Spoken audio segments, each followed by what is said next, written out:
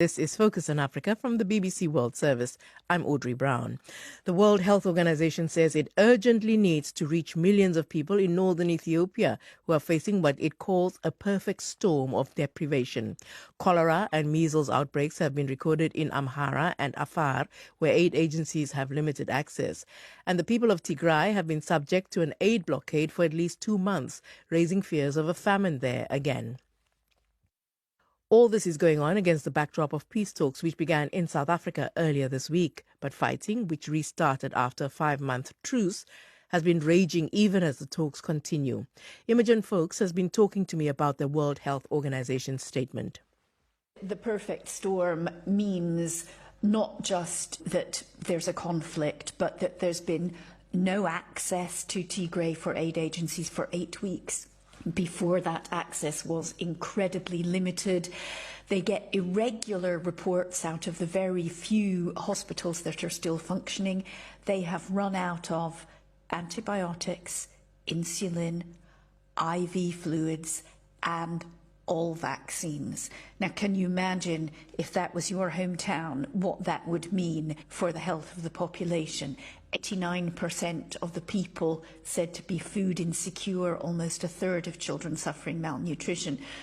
So, this is a dire situation, and perhaps even worse than the WHO was saying today, because basically the information out of Tigray is so irregular.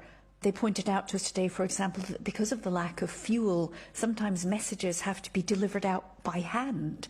They can be days old. So this is a really difficult situation. So there are really great concerns, and not just linked to the fact that they can't be reached. There are also cholera, measles, other kinds of problems as well arising out of the situation, the war, right? And medical emergencies.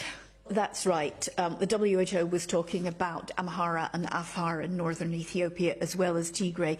The information there is a little bit better. They have limited access as compared to no access. They have recorded outbreaks of cholera, outbreaks of measles, cases of malaria up significantly on last year. Now, controlling cholera, which is often in the best of circumstances difficult to control, it can spread very quickly, will be difficult with the limited access that aid agencies have to Amhara and Afar. The fact that they know about it in Amhara is not very comforting when it comes to Tigray, because there it could be possible there are outbreaks there too, and they just don't even know.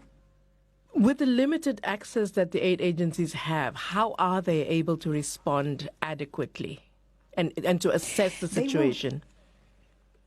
Well, they will go whenever they can. And as you know, for a long time now, since this conflict 2 years ago, the UN aid agencies have been, and the Red Cross, in constant negotiation with the warring parties, saying, please, could we? They've asked for humanitarian corridors. They've asked for a little pause in fighting to try and get in. But in Tigray in particular, it's been most of the time pretty much impossible. I think there's disappointment. We have these peace talks in South Africa, not much news about what's actually happening there, but it doesn't seem as if there was any suggestion that, okay, while the peace talks are ongoing, we can calm the fighting and let aid in. That doesn't seem to have happened, and I think that is a disappointment. And that's Imogen Folks in Geneva.